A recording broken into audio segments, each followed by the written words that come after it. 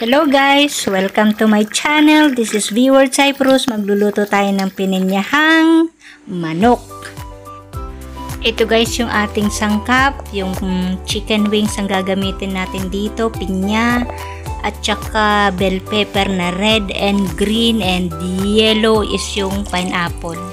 Ibababad natin yung ating manok sa pineapple juice at mamaya natin yan gagamitin.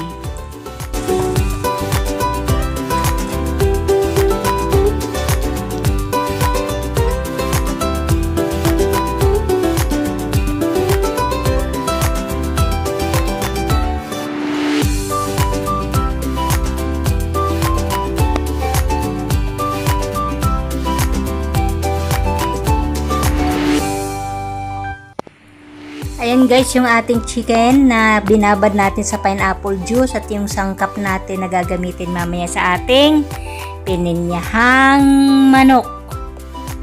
Yan.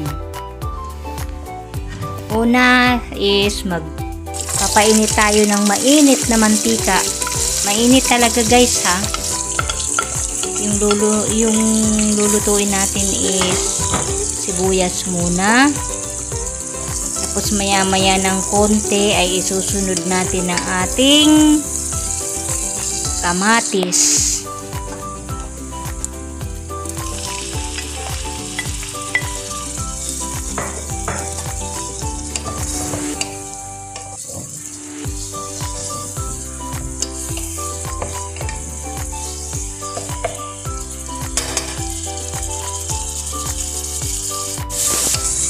Dahil luto na guys ang ating kamatis at saka sibuyas, isusunod na natin dito ay ang ating manok.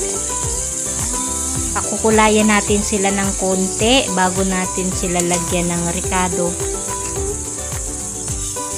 Yung magiging brown natin, lulutuin lang natin sila ng mga ilang minuto bago natin i-mix yung mga dapat i-mix.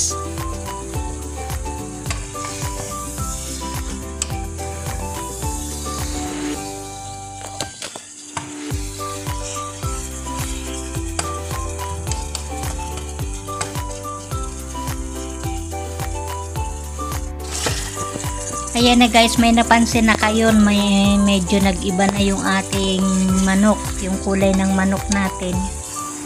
Tatansyahin nyo guys yung alam nyo nang medyo luto na siya. Maya maya ilalagay na natin yung yung juice. Yan yung pinagbabara natin guys ng manok kanina. Ilalagay na natin yan at saka dadagdagan natin yan ng tubig. Tapos, pakukuluin na natin ng pakukuluin.